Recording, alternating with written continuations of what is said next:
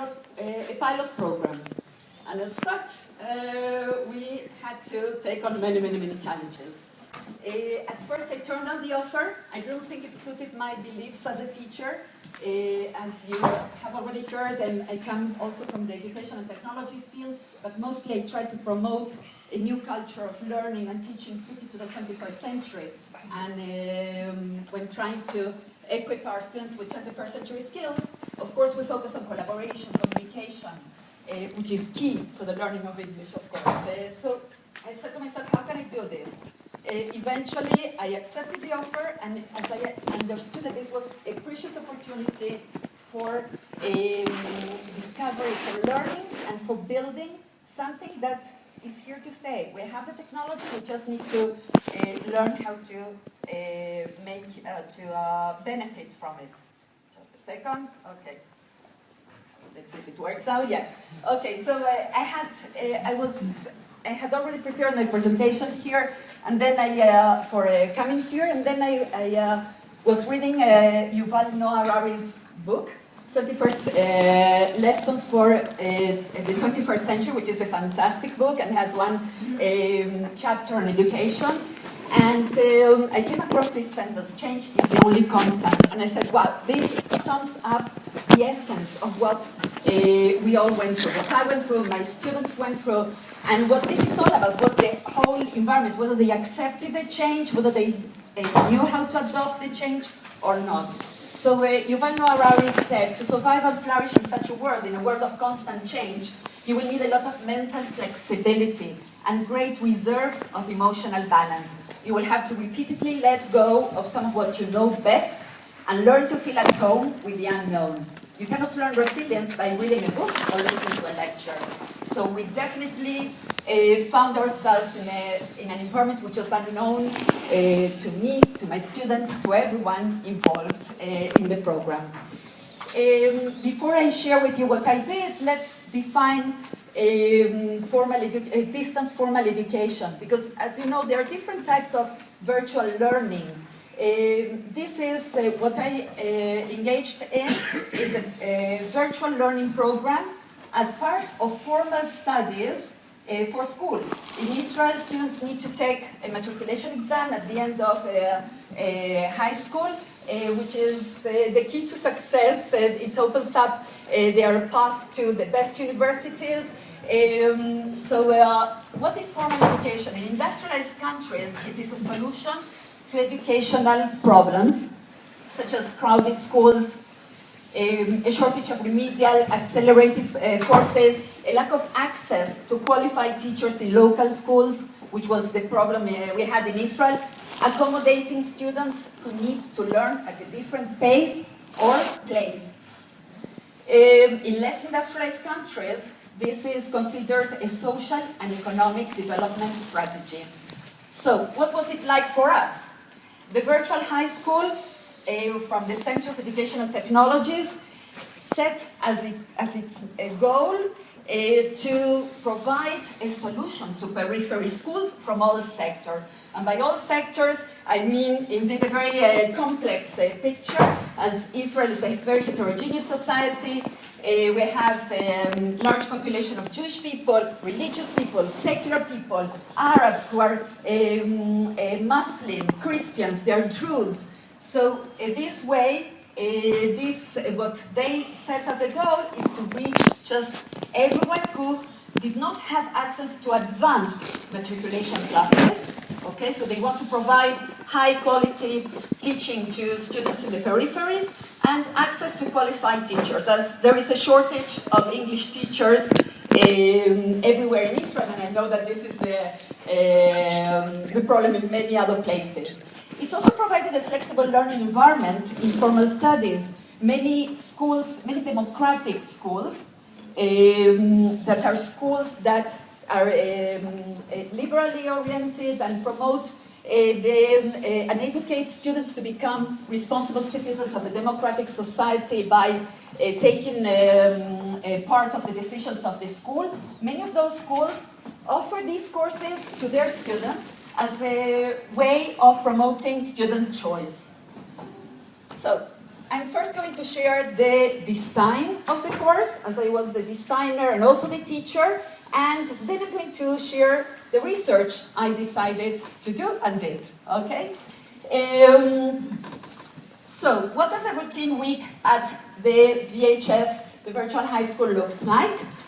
2 synchronous online 90-minute lessons in a virtual classroom with a teacher, with students sitting in different locations.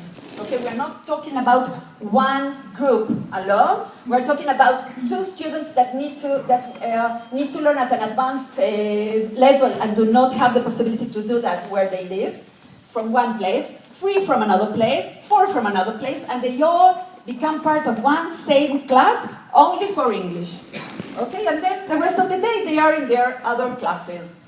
One synchronous online practice session, which was provided to the students in addition to the regular sessions, with a tutor for just small groups for practice, and access to all the material on Moodle. Students the sessions were recorded, so students could iterate, could go back to what was done in class at their own pace, review the material, and they had access to every single link, to every single activity. My class was characterized by diversity, like all the classes at the Virtual High School. I sat comfortably in my home in the north, while I had 6 students from a democratic school who chose to be at home. The sessions would take place at the end of the day, so they decided to go home so as to be isolated from distractions.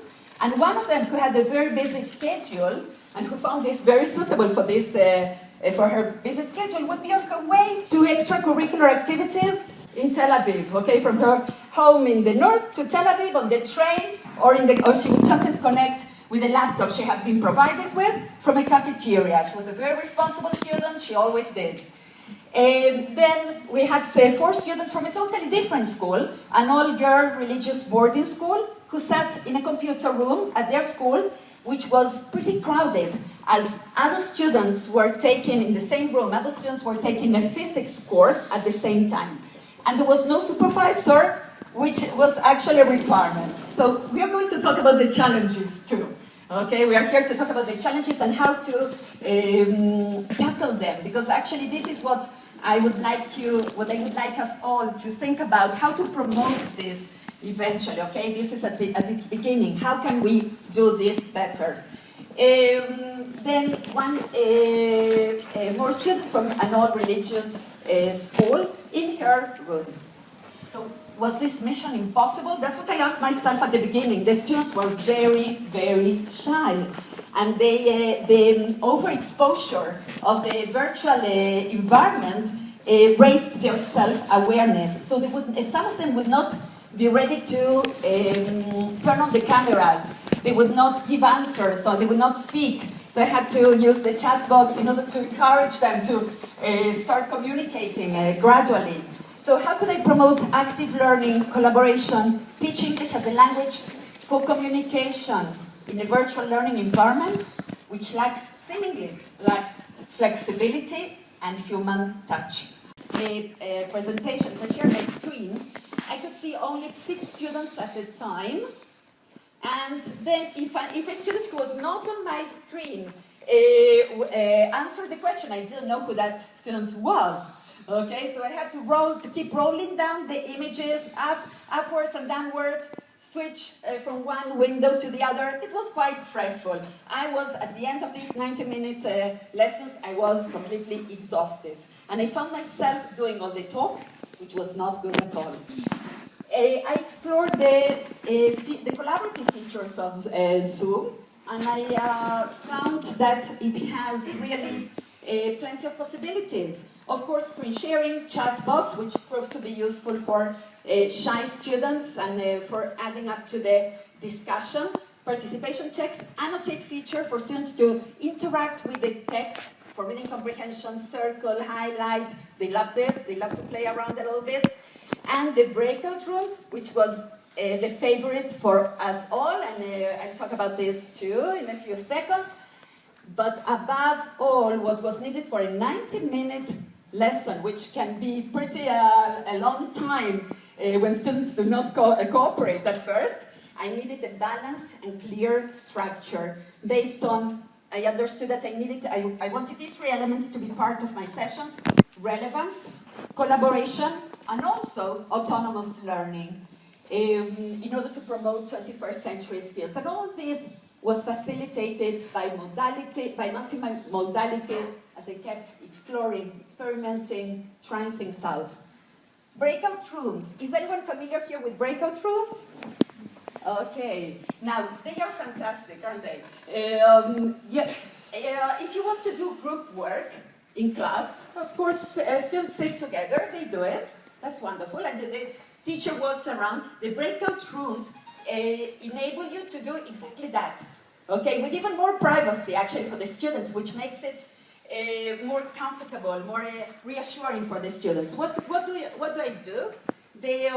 I can assign students to different rooms, either randomly or manually. So they split up into different groups. They work separately without hearing what's going on in other rooms. Okay, and I can join them as a teacher. So I can coach them, I can pop in, say hi, and coach them, monitor what they're doing. They know that I can pop in a minute, okay, and that they will get my help. So this way they could engage in collaborative research, work in collaborative presentations, as they did research on a certain topic, or for Women's Day, people that have made an effect that have had an impact in the world. They search for information after we had worked on vocabulary, then synthesized information, added it to a slide, a collaborative slide, and then we went back to the general session for sharing, for reflection. Another activity that promoted collaboration was mind mapping for reading comprehension. We engaged, of course, at the beginning, we focused on the vocabulary, the text itself, and then on the structure. And the students would work on the structure themselves. This is an example on a text, on a for and against, on arguments for and against. So one group found the for arguments, and the other group the against arguments. And then this enabled us to discuss this later on and promote critical thinking skills. Another activity, what's going on in the picture. I used the New York Learning Network, which has plenty of pictures that can be used for writing prompts. Students guess what the picture is about. At the end of the activity, you can have them read the real article itself, which was published with this picture. And I use them for writing practice in Google Docs. One Google Doc for all the year for the writing tasks, so as to promote self-regulatory skills and also real-time feedback. Students would start the writing in a Google Doc, shared with me as the teacher. I could give them real-time feedback in the comment windows of the doc, which was shared with me. And later on, they could, before starting their next activity, they could see what they had already done, what they needed to work on, which goals to set for the next assignment. Okay, I have a little time left, so I'll just go over the main ideas here. Anyway, I have uploaded the presentation on SlideShare. I will give you the address at the end. They worked on vocabulary building together as part of a knowledge building society. Each student choosing a word they wanted to add to the pool of words. Authentic learning with WhatsApp, as I said, for grammar structures, which they found very difficult. And so I said, okay, try and see which everyday situation can illustrate the grammar structure we have learned. Upload it on the WhatsApp group, and this actually was also helpful for community building. What I did is what I have done. This is my passion, actually. Global education. This is what I have been doing for 10 years. And of course, I did it here because it could I could enlarge the classroom this way. I could add social presence in my group, which was becoming smaller towards the end of the year, as the dropout rates are really high. Okay, so and this is something that the management does not like, and that's why there was a threat to close down, to shut down the program even before the end of the year, even though this is part of the school system. Okay, so this was really quite shocking. But in the end, we survived until the end of the year, but the program was eventually shut down because the management wanted to have at least 25 students. So what we did is this, one of the activities is an activity on Flipgrid, on which you can upload, students record a message. They did this for a reading aloud day, and they recorded a text of their choice, thus encouraging reading by looking at the other students' choices and making comments on them. So, of course, I tried to see what worked, what didn't work. Active learning and collaboration was equivalent to a culture of learning of internal values. We want to promote autonomous learning, students that can regulate their learning and can be part of a learning community at the same time. Passive learning was equivalent to a culture of learning of external values. Frontal teaching, the teacher as the only source of information, okay, which is actually what we were used to for years and years and years, until we started talking about 21st century skills. So I will just finish with this, since I have very little time left, right? Okay. Observed difficulties, I've already mentioned a few. High dropout rates.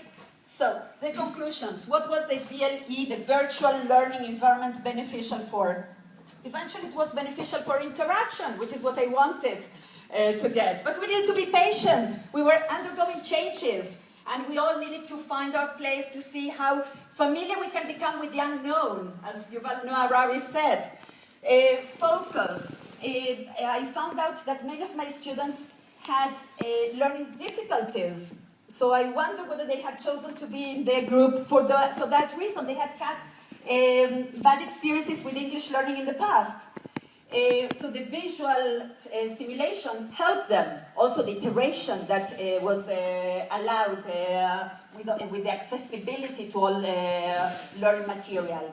Self-paced learning, okay. And so they felt more confident, more engaged, supported, and more connected. We eventually built a learning community. But we were left with only a few students, because it's very easy to drop out in the face of difficulties, especially if the suitable schools are not recruited. So, financing and sustainability need special attention. We focus on recruitment of suitable schools, schools that know what it takes, that can provide the support. This is not the broadcasting of a program, okay, now the broadcast starts. No, you need to work here, someone needs to be behind you and supervising you, helping you.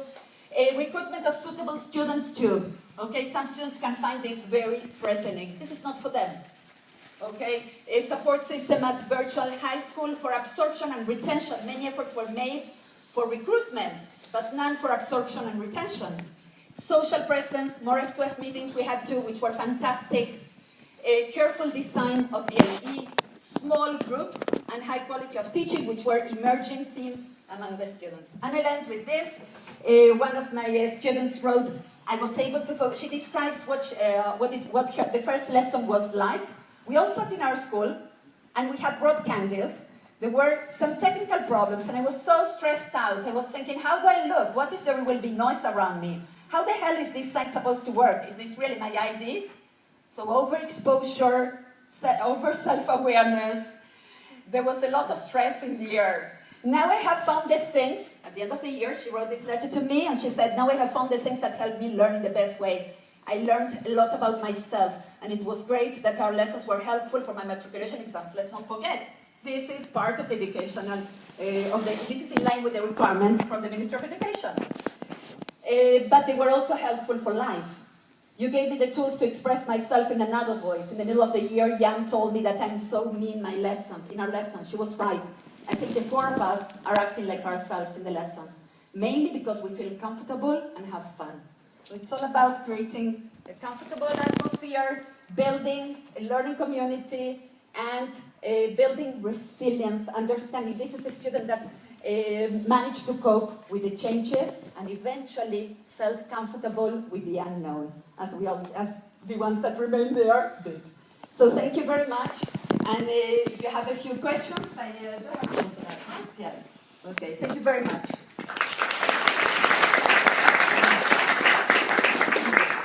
I do have one question. It looks really exciting, and I see that you have a lot of experience in this. You mentioned the Not group in size. this, actually. Oh, right. This was new for me. Yes. Right. So the group size, you mentioned it as small. What is the? Thank you very much. So what is the optimal group size for a Zoom class? Okay. Now, from the experience I gained last year, indeed I did gain experience there through all the difficulties that we underwent. I believe that what we had, 12 students to 15 maybe even, okay, is really a nice group. Yes. 4 was 5, 6, you know, we feel lonely, and that's why I needed to bring in life from abroad, okay, from other classes. Okay, so 12 to 15, but everything needs to be carefully planned. Mm-hmm. And I have one more question. Thank you so much.